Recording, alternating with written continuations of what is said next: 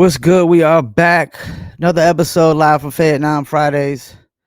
Been a long year, man. Been a long year. Banging out shows every Friday pretty much. So we're gonna keep banging it out. We got a whole new year about to come up. Gonna be a lot of great interviews. Supposed to have a guest coming on. Don't know if the guest is coming on. I haven't heard nothing back from them when I sent the link. It's all good though, I can freestyle, I can go off the top of the dome. Just did a pre-recorded interview with Mr. Lynn from Company Flow. Please go check that out. Mr. Lynn from Company Flow said some very interesting things in the interview, and we had a little discussion about J. Cole as well. Let's go ahead and get some promos out the way. Let's QR codes.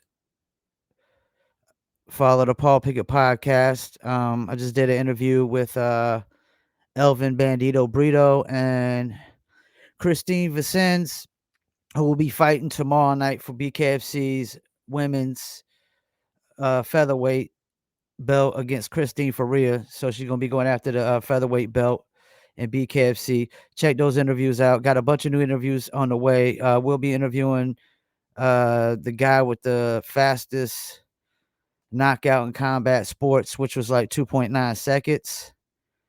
So definitely check that out. And got a bunch of new interviews coming. I just had some other fight organization that's has a competition for 10,000. Just hit me up wanting to interview people. BYB is supposed to be setting me up some interviews here soon, so I should be interviewing BYB Cats, BKFC, and other fight organizations as well. Don't forget Dizzle. Do you Dizzle? Yes, I Dizzle. Dizzle is a premium luxury liqueur mix with agave tequila, cognac, and orange liquor mango mix. And this show is definitely brought to you by Dizzle. Go to dizzlebrand.com, order your very own bottle or bottles.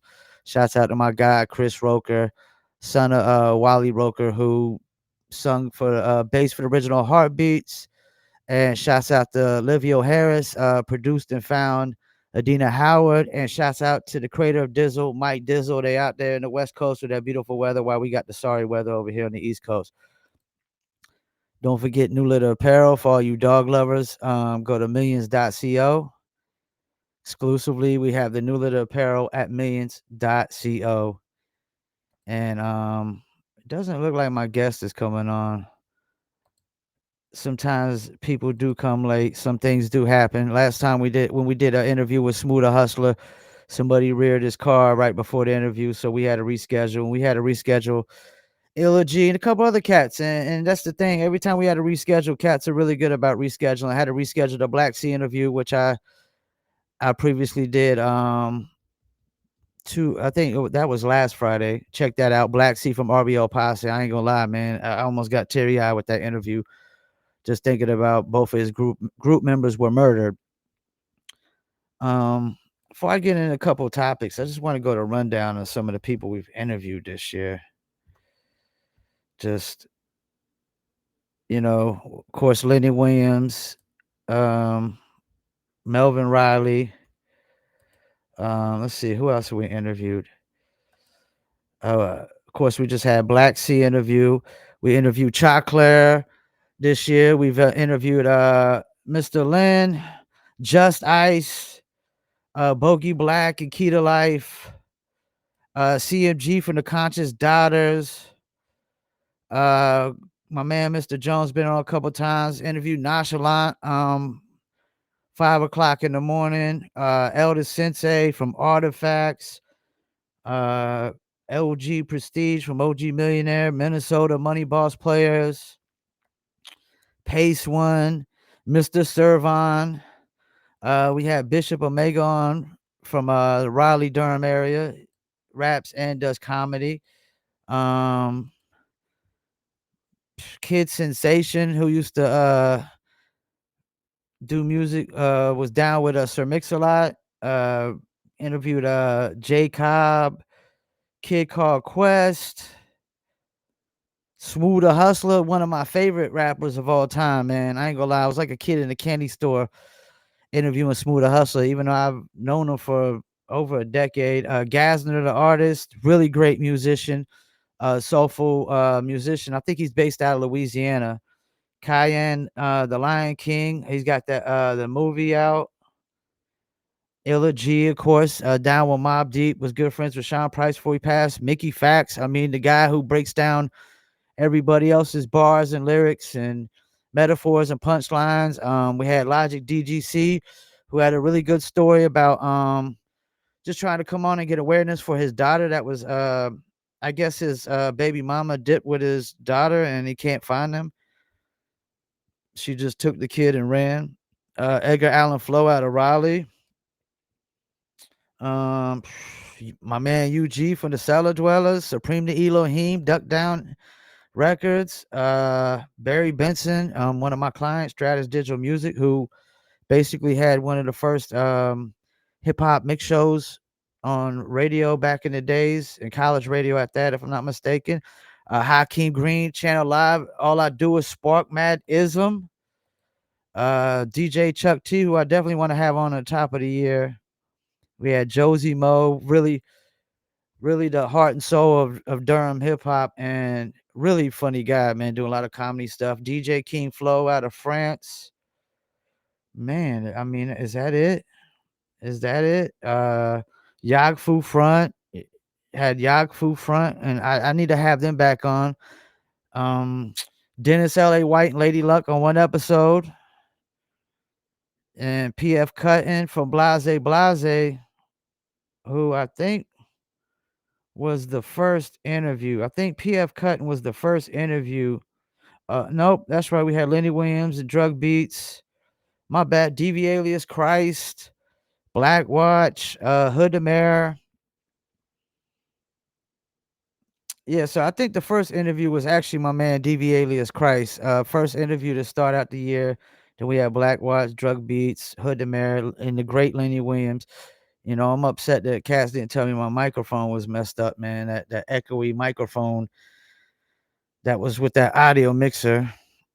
Damn, it's been a pretty good year, man, with interviews.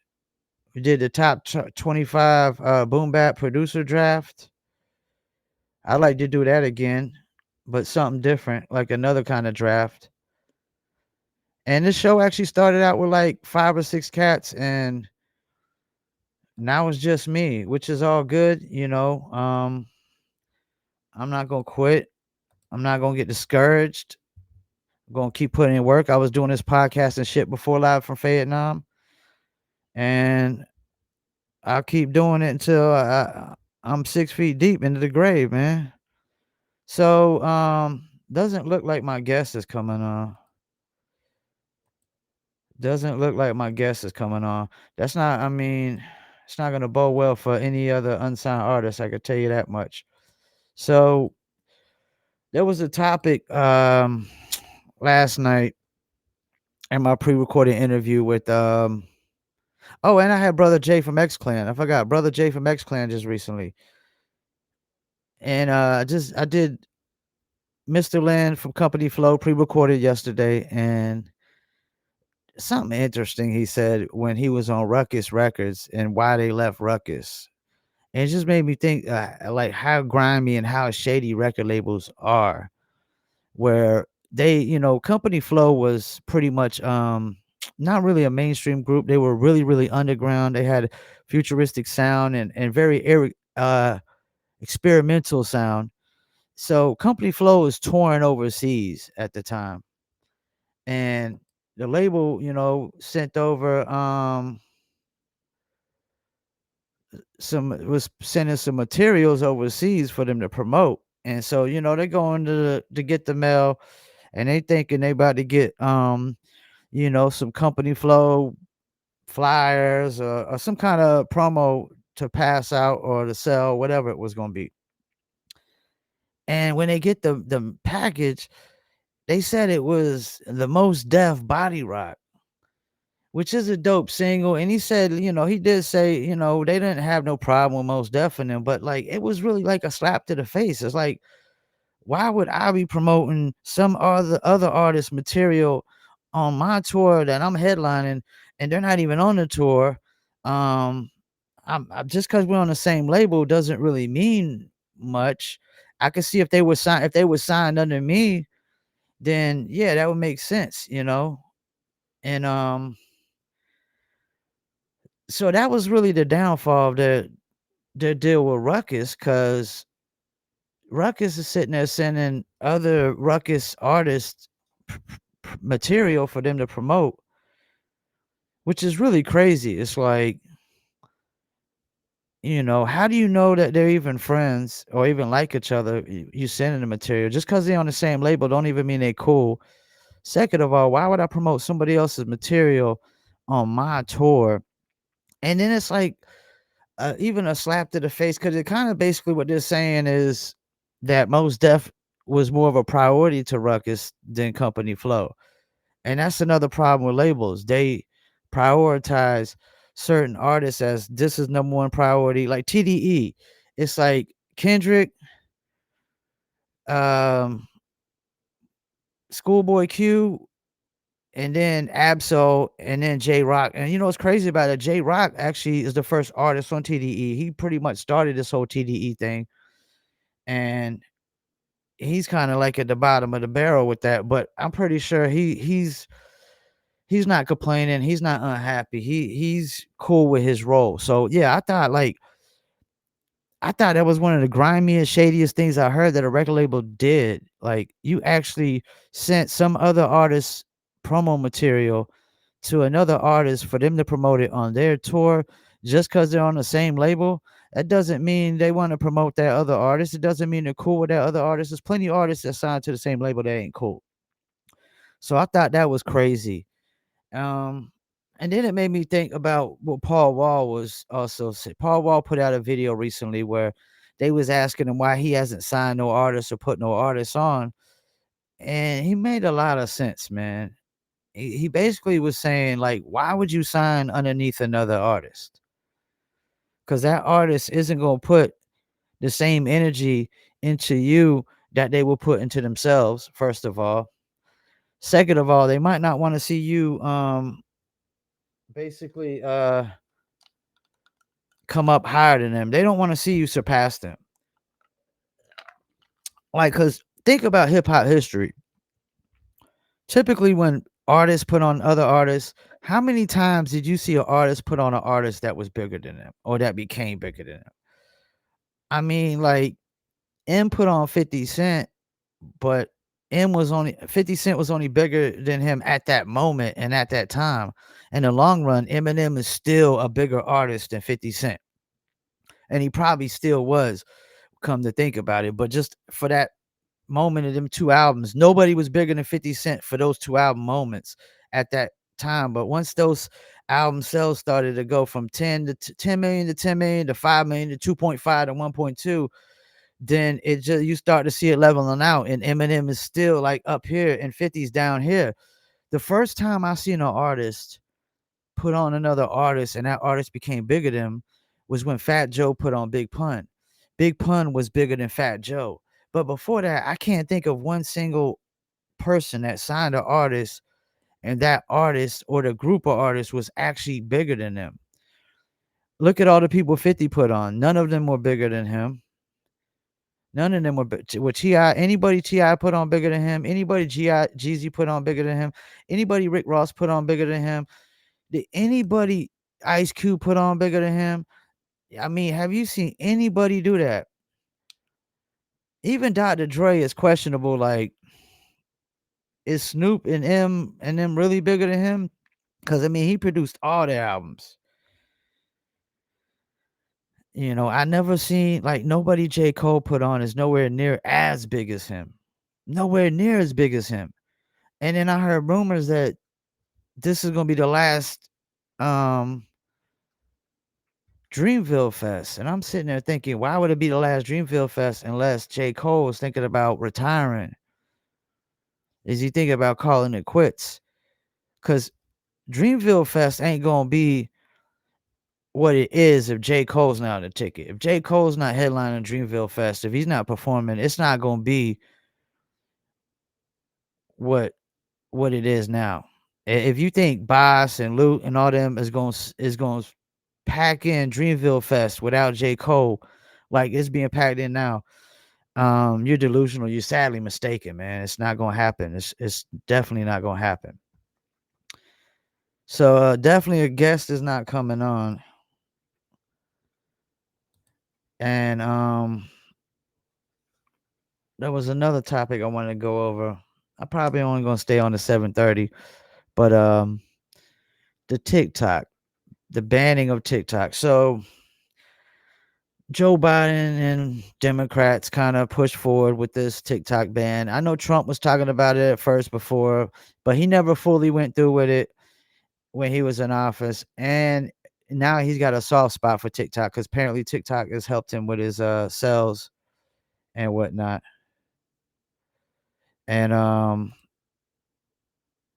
so basically, hopefully Trump gets in office, he'll relook at it and won't ban it. But a lot of people were questioning, like, what does this ban mean?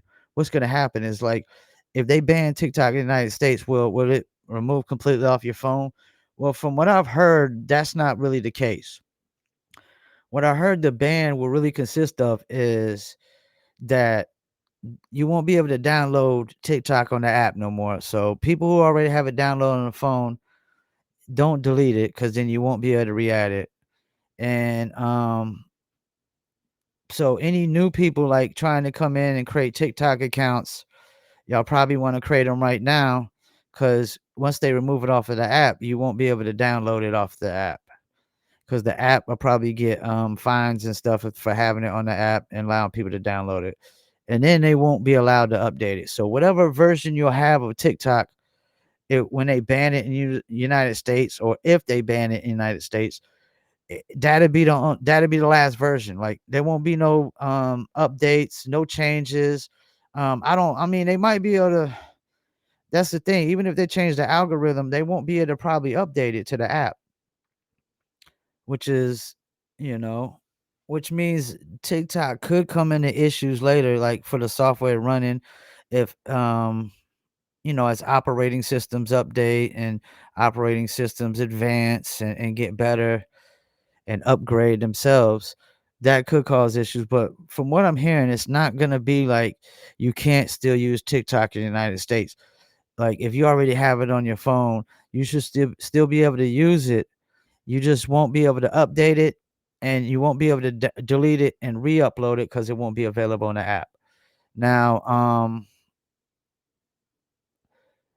hopefully Trump gets in there, and if they do try to ban it, hopefully he gets that reversed. He you know, because I would think if he's sitting there giving TikTok some of the credit for him winning this election, I would think he want TikTok to still be in place going forward for somebody like JD Vance if he's the next nominee, or Tulsi Gabbard, or whoever it may be.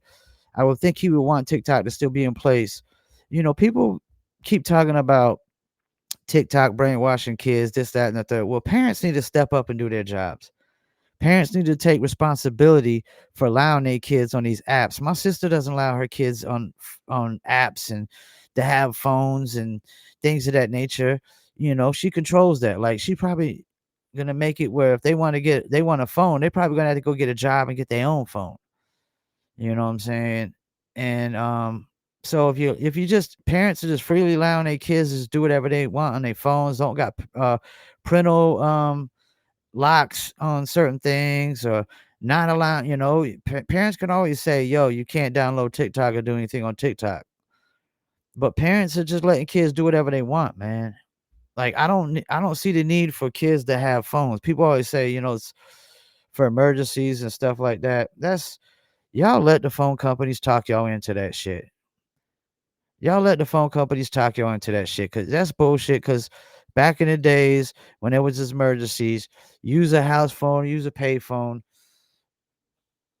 or you could, if you're a kid, you could use an adult's phone for emergency, but yeah, parents gotta take responsibility for allowing kids to get on TikTok. I don't want to hear people complaining because TikTok's brainwashing their kids when they're allowing their kids to get on TikTok freely. Like, it's such a hypocritical stance, man. And even if they ban it in the United States, it still doesn't mean that you can't still market your music on TikTok. You just probably won't be able to like if they completely take it off of all phones in the US, you'll still be able to market your music on TikTok to influencers overseas. And most artists stand a better chance of breaking overseas anyways. If you think you're gonna break an American market just that easy, nah, it's way more expensive. That's one of the problems with the music business that I've realized.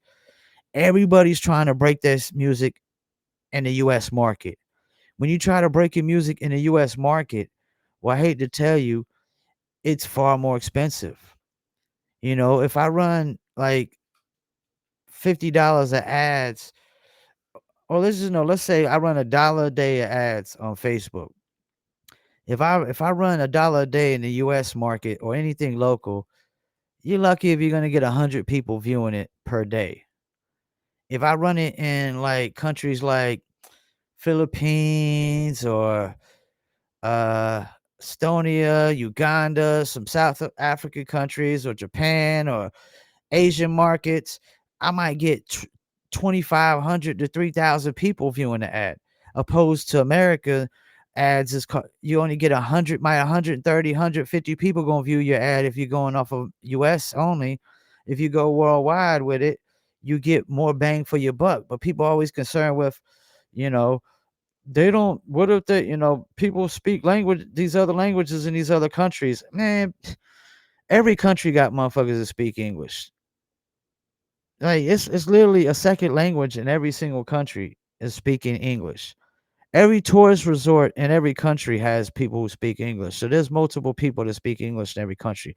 Almost every country has a lot of people who speak English. Damn near, I wouldn't be surprised if it's almost a requirement in those other countries to learn how to speak English. When we interviewed DJ King Flo, he speaks French and English. Over here, we just typically speak English unless you take it in school, like French or Spanish in school. So most people are making the mistake of trying to break their music in the US market anyways because it's more expensive. Plus, US is more of a bunch of a haters. You get way more support overseas. You get way more engagement overseas.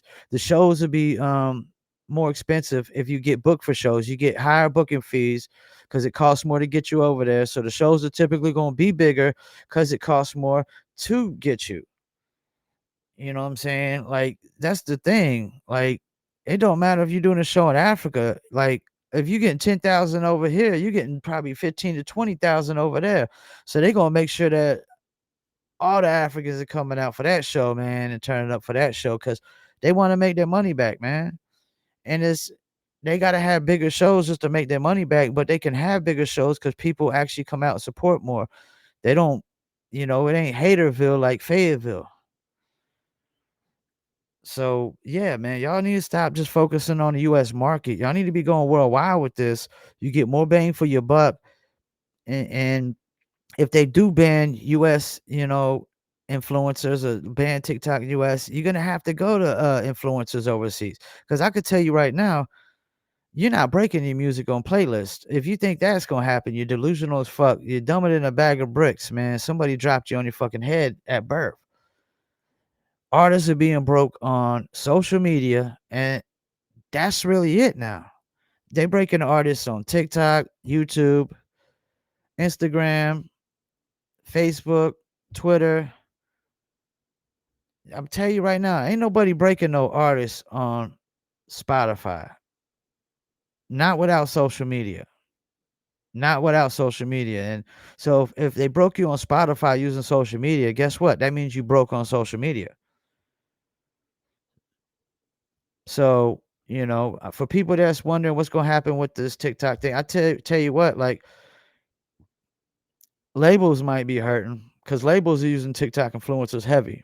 Right now, it's all about ads and influencers. So if you think, hey, I'm not gonna run no ads now that TikTok shut down. Oh well, I'm not paying no influencers. I'm just gonna keep trying this Spotify thing. You ain't never gonna make it. I hate to tell you, but you ain't never gonna make it. That's not gonna work. And back to what Paul Wall was saying about signing with artists and Mr. Lynn talking about Ruckus, doing the grimy, shady shit. A big part of this problem with this business that we call the music business is that all the artists and the majority of the artists trying to get into it, they don't have their own money. They don't have their own money. And this is the thing about business. Like everybody doesn't get business loans when they start businesses. Everybody can't afford to get business loans. Everybody doesn't qualify for business loans. Everybody doesn't get business loans when they start businesses. Majority of businesses are started on your own dollars, but music business, almost everybody in the business is trying to get somebody else to invest millions into them while they don't invest nothing. That's a problem right there, man. Then y'all complain about the deals being bad, but you get back what you put in. And your music doesn't have no value if you don't bring fans to the table. And that's why labels solely go off of fan base, social media fan base. That's why labels don't go off talent no more. Because you just bringing talent doesn't bring nothing to the table. If I'm putting up $1 million behind you, you better be bringing, you know, a good amount of fans already. You better be getting paid shows already if you expect me to put $1 million behind you. Because putting $1 million behind somebody ain't got no fan base, that shit don't always work. I mean, look at the J. Cole situation. His first album almost flopped. His first album almost flopped. Because the first song was definitely not a single. It was definitely not a single. And for being signed with Jay-Z, it looked very low budget. It didn't look very Rock Nation like. Perception is everything in this business. Perception is everything in this business. Look at Cardi B, man. Cardi B had freaking like a jaguar or a panther in the video. Looked like they had took her to Egypt in the desert. I mean, she looked like she was already rich as a bitch. So yeah, man. That's a big problem in this business, man. Everybody's trying to get in this business and trying to get $1 million put up behind them, behind a label, but they ain't trying to like match that, or you ain't even meeting the label halfway. And then when your deal is goes sour, you complaining, but you didn't invest a single dollar into it. I know y'all try to put this monetary value on your music, and this is art, and this is my art, and my art has this value and that value. Well, I hate to tell you, once you add it to the streaming platforms, whatever value you think your art has, it doesn't have it anymore. It has the value of $4 per 1,000 people listening, and that's it. You know why? Because you let streaming platforms dictate the value of your music when you put it on there. And I'm guilty as well. Nobody knew at first. Everybody was just running to the streaming platforms at first. It seemed good, but then when you see $4 per 1,000, and back in the days, you sell a single for $2, and that was $2,000 of gross revenue. Even if you got 40% of that, that was $400. That's 100 times more than, like they literally devalue your music like 1,000%. Once you put it on streaming platforms, your music is devalued 1,000%, man. 1,000%. And you're gonna sit here try to tell me, oh, your art is worth this and worth that. Nah, dog. No, it ain't. No, it ain't, because it's devalued. It's in a art pool of oversaturated art. I'm talking about 60 to 100,000 songs per day. And you're only paying like $12 to listen to 60 to 100,000 songs per day. Man, your music is not even worth a penny, man. According to streaming, it's not even worth a single penny. So we need to get to this point where artists start looking for investors opposed to just trying to sign with labels.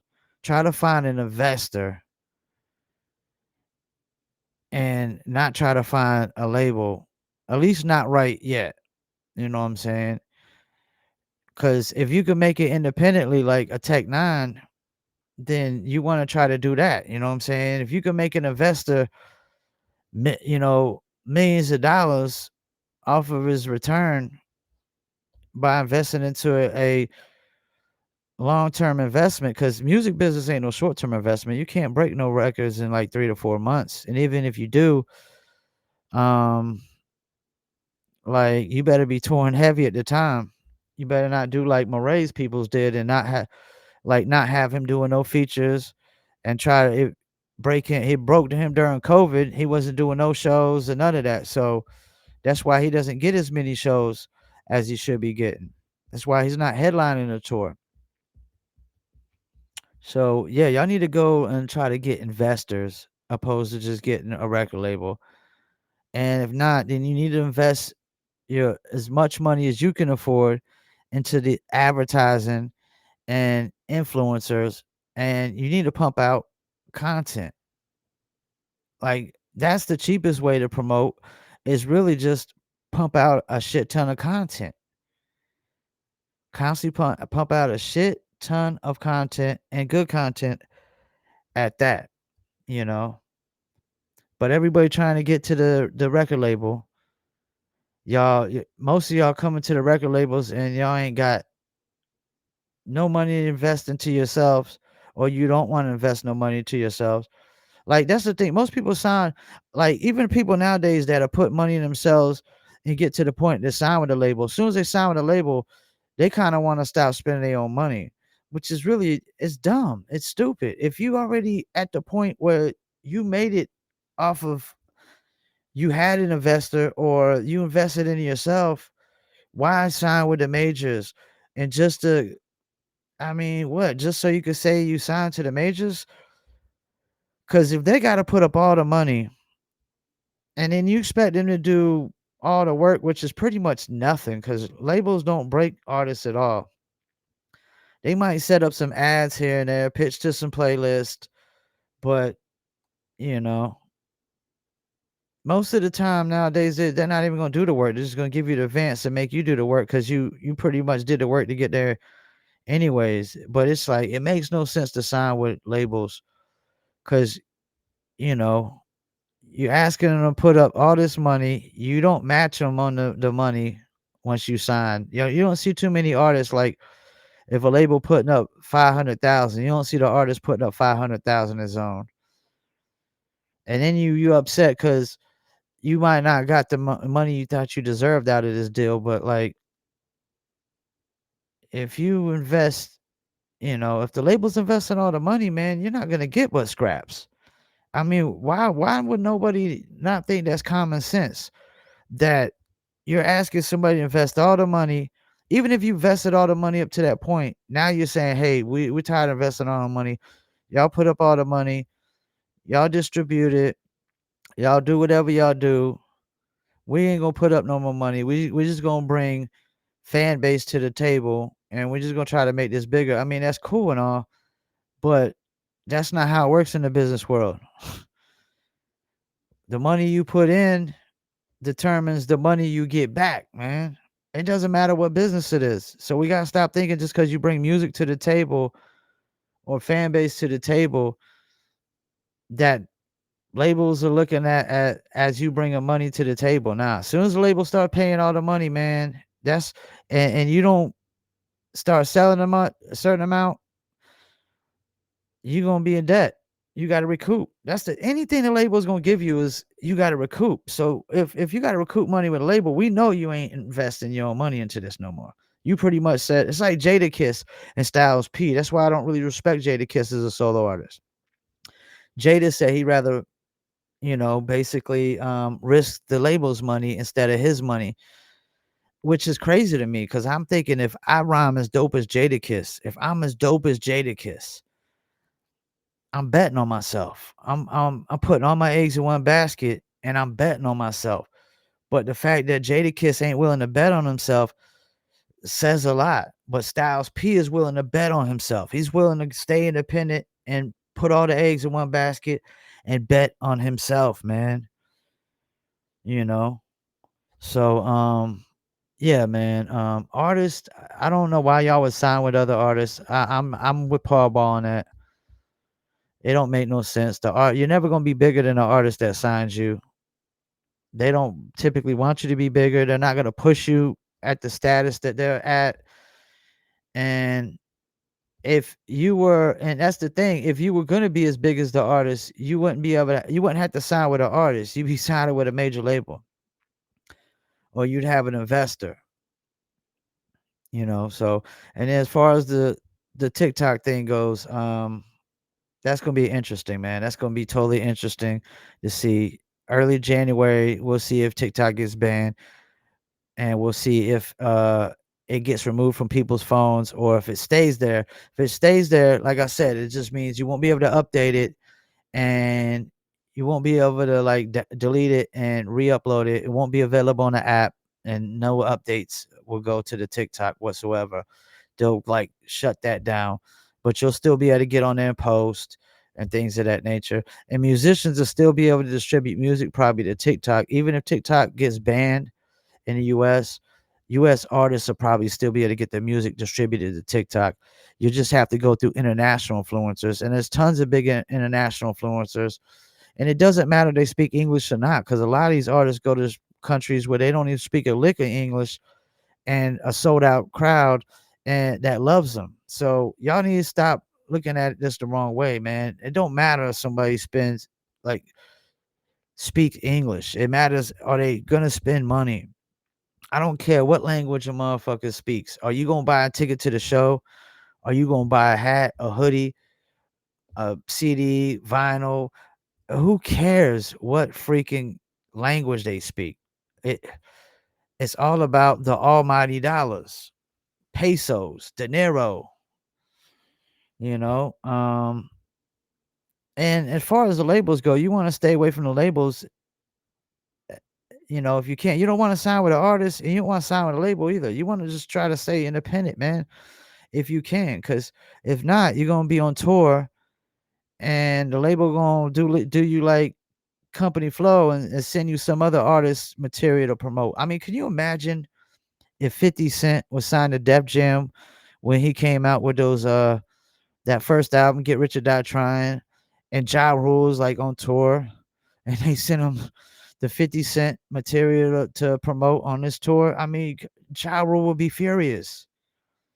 You mad? I mean, it's like if Drake going on tour. I think Drake and Kendrick are both on Universal.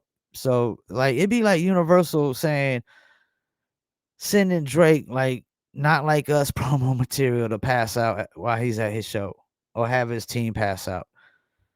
I mean, it's a slap to the face, man, for you to ask another artist who's headlining their tour to promote some other artist material that is not even on their album, not even on their tour, not even signed underneath them.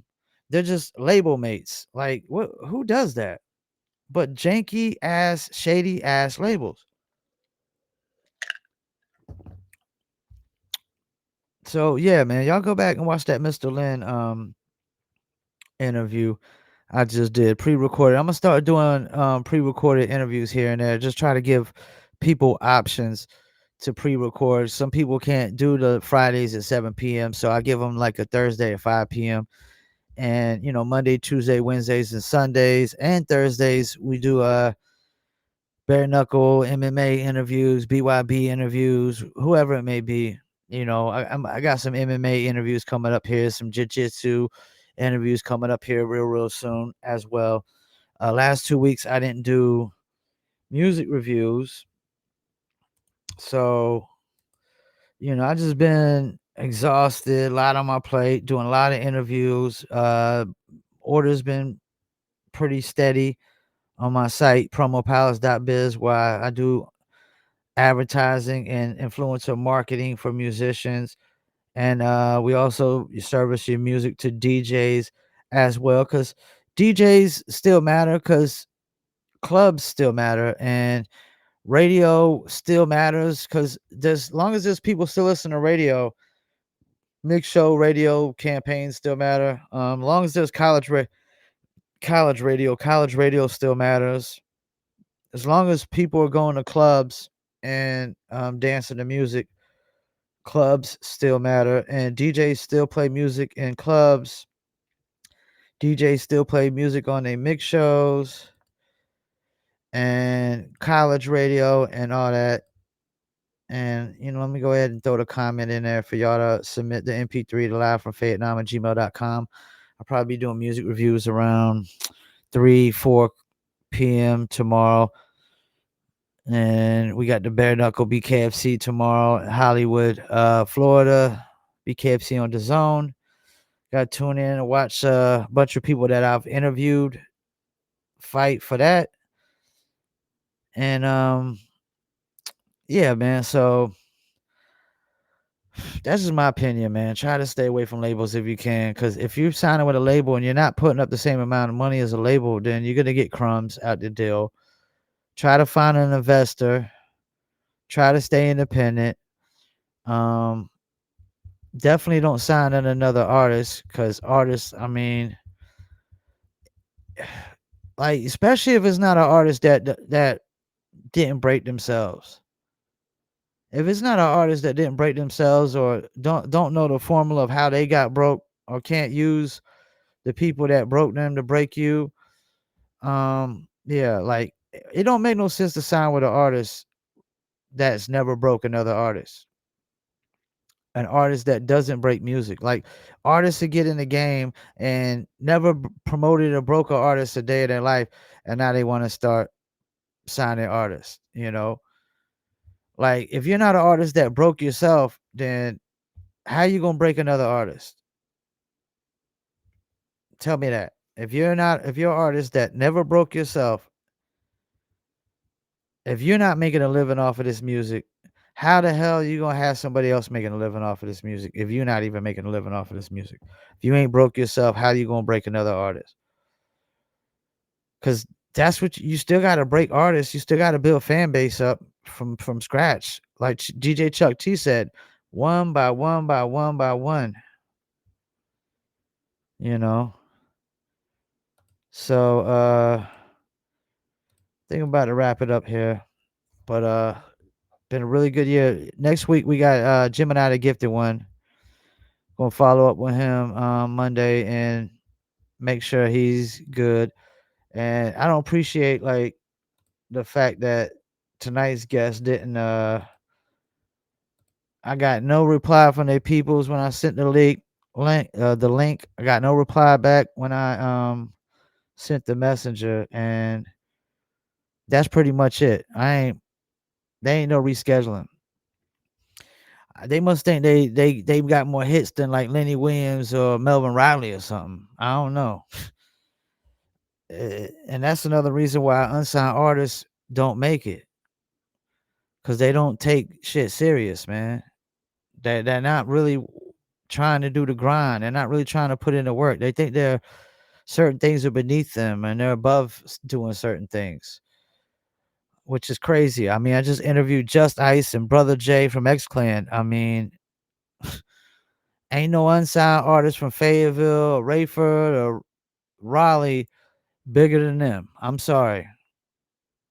You're thinking a little too highly of yourself right now, man. You need to wake up and smell the Folgers, because we interviewing people 10 and 20 times bigger than you, people who had massive hit records. PF Cut and Danger, they was literally on radio for 10 months with that single. Channel Live Mad Ism, one of the biggest hip hop singles of all time. Melvin Riley had a number one hit record in all the world when he came out with Oh Sheila. Number one song in the world when it came out. Then you got Lenny Williams. I mean, you know how many people done sampled I love you. Everybody, their mama and their daddy. Well, we got to call it a night, man. I kind of had a feeling the guest wasn't gonna come on, and it's all good. It's all good. I should get a bunch of good clips out of all this shit I was talking about. And if y'all didn't tune in and listen, hey, that's y'all's own fault. Sound like it's about to rain. All right, make sure y'all submit live from Fayettenam at gmail.com. Don't forget, let me get off some promos real quick. Paul Pickett Podcast. Don't forget, follow me in the Paul Pickett Podcast. Got a react video and interviews every week. Every day of the week, I got something being uploaded, whether it's a react or an interview. Dizzle brand premium luxury liqueur. Hopefully, it's going to be a big year for Dizzle. Right now, we're in California, Oklahoma, Kansas, Arkansas, and just got picked up in Georgia. So, and then, of course, my dog lover, for all my dog lovers, New Litter Apparel, man. Go to millions.co exclusively on there, man. Well, appreciate y'all tuning in. Till tomorrow.